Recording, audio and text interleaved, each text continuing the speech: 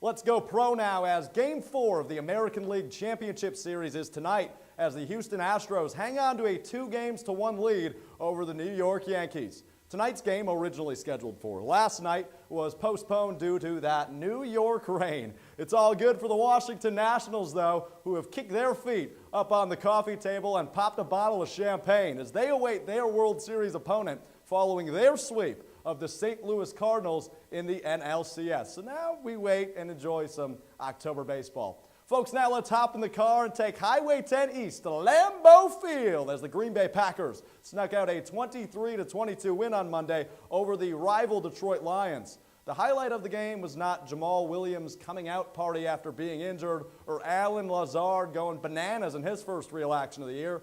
The highlight, if you haven't heard by now, was the referees. Again, now my opinion and my opinion only is the fact that the Lions absolutely were in every position to win this football game. This is not fandom, it's not bias, it's an absolute fact. While the Packers may have benefited, maybe, from calls that led to a W in the scorebook, it was not the only reason. With that, back to the referees now. New rules should be implemented to improve the game's watchability and viewership, not to water down and tarnish football games, quarters, players, and the overall product of the National Football League. There's easy ways to fix this that have been repeated over and over and over again, yet no solution. So let's leave it at this, folks. We're back to the equivalent of the replacement referees we had years ago until something happens. The fear of inter-touchdownception is back. That's it for sports this week. Next up is Florence Anderson with entertainment. Thanks for kicking it with me. I'm Alex Strouf for SBTV Sports. Alex, you said the Lakers need to get more than LeBron in order for this to be a success. Please tell us why. Right, so if you don't mind, let me start with this. This move for LeBron is a good move for a couple things. Number one, merch sales are going to be through the roof. I mean, a Lakers jersey 23, that's going to make so much money. It's a great move for that, right? It's a great move for showing that pressure does not scare the king, Jason. I mean, obviously, this stage is huge. There's no basketball stage larger than Los Angeles, especially the Lakers. So showing that this stage does not scare the king, wonderful move.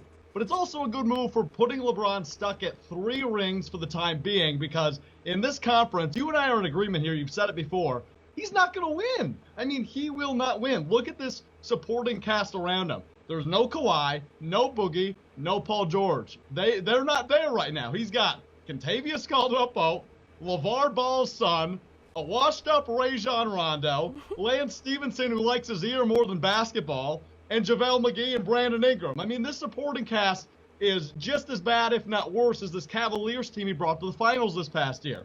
Players are remembered by their greatest moments, right? We look at Michael Jordan. He was remembered for the big shots, the great shots, the big moments, 2 3-peats. When we look at LeBron, we're going to remember him for 8 straight finals and taking really bad teams to big stages. The finals, right? The 07 Cavaliers team. This past year, the 2018 Cavaliers team. We'll remember him for that. And now I think this Lakers run, and it's premature to say this, but it might be something we choose to forget about because he's not going to win. Choose to forget about it? I mean, how are we possibly going to choose to forget about an era of the greatest player of our generation, probably the greatest player of all time? I understand that this may not work out. I understand he may not win championships, but whatever he does in L.A. is only going to grow the legacy of LeBron. As much as we want to say it's all about championships, we need to accept the fact that super teams now exist, and super teams exist at such a level. The consciousness of sports fans has changed so much that what we're talking about today are championships. What they'll be talking about in 5 years is the Lakers and the ability for LeBron to rebuild that roster. If they stick with all the guys you just talked about, the Lakers have one opportunity here you haven't mentioned, and that's the future. As much as I think they should go in and win right now, they're situating themselves to be able to utilize LeBron while they develop the future, which will then make them relevant. Otherwise, what was the path? The Lakers were getting no closer to relevance in the last 5 years and missing the playoffs. By adding LeBron, at the very least, they've taken the biggest market that they needed, and they've made them relevant. That is great for basketball. That's going to be great for LeBron's legacy, championship or not. The championship part of LeBron's legacy will be forgotten because, frankly, he is the best player of our lifetimes. That's fair. Probably not of yours because let's remember Michael Jordan. And there was a period in his career that everybody chooses to forget about, and he was still leading a team in points per game. Remember that Wizards era, Jason? It wasn't a very one we choose to remember. But back to your point. I mean, but it was the Wizards. Wait. It was the Wizards. We're not talking about the Lakers. It was the Wizards. I mean, that's fair enough, but it was still the greatest player probably of your generation. I was born in '98. I didn't get to see Michael Jordan. You just called me old. You just called me old. You went straight for the old guard. I'm Look, not calling you out. I'm young. Now, I mean, look, you're young. That was Fat Michael. Okay, Fat Michael. Anything happening for Fat Michael doesn't count towards the legacy. Fair enough. Well, let's get away from Michael. Let's go back to LeBron. I mean, looking at him in LA, I mean, yes, they have the future, but let's remember, LeBron's going into year 16. Him playing at his peak is no longer a guarantee. I mean, he's coming off, debatably, and we can agree here, one of the best seasons of his career. But he's getting older. Injuries are more likely to happen at this point. You know, he's going to wear down. Fatigue's going to set in. He's getting older. Have we not learned? What bubble are we living in, though? Have we not learned anything from looking at Tom Brady? I mean, every stinking year, it's the year of the decline of Tom Brady, and then all he does is continue to be great. There's a point where, as much as we want to talk about the decline of LeBron, he should have been the MVP last year. But, Jason, nothing is a guarantee anymore. You need to win now if you have LeBron at the peak he's at. I mean, he's playing at such a high level like he did last year. You need to win now. They need to go out and get Kawhi. Kawhi doesn't want to play it with him anymore because he's a diva. Kyrie didn't want to play with him. Paul George didn't sign there. Boogie took the easy way out. You can't win right now with LeVar Ball's son and Kyle Kuzma, who, don't get me wrong, the future's bright. You said it. The future is very bright for this young Los Angeles team. However, it's not where it needs to be right now for LeBron to win. This is maybe the 7th or 8th best roster right now in the Western Conference. Winning is important, Jason. Although we don't want to talk about it, it's very, very important to a legacy like a guy named LeBron James.